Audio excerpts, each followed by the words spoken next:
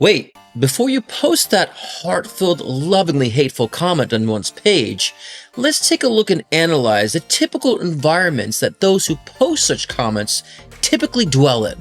Shall we? First, let's start with the individual. Now, typically we find those with that heart-filled, lovingly hate passion is usually costumed in a very bob-like or mullet-like haircut.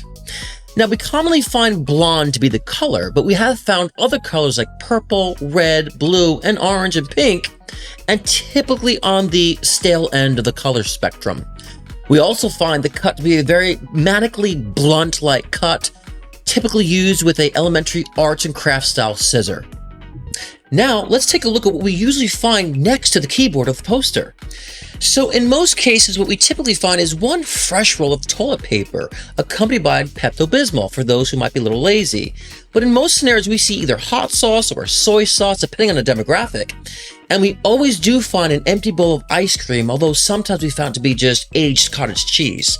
And in all scenarios, we find a random squeeze bottle of mayonnaise, and the rest just very heart-filled, nurturing treats and snacks.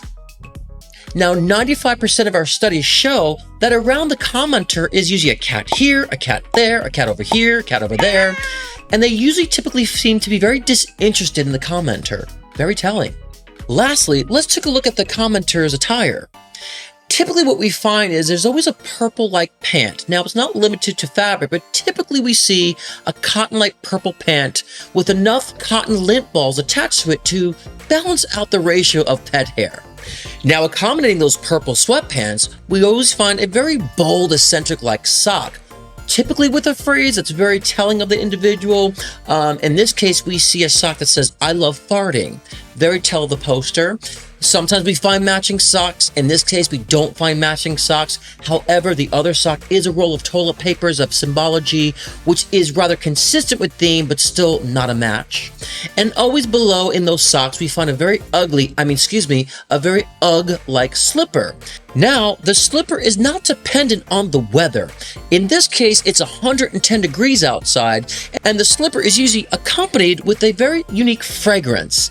In some cases, we find a very blue cheese, Gouda-like fragrance, but in this case, we just specifically have a fresh asshole scent. Now, before you decide to post that heart-filled, lovingly hateful comment, understand this.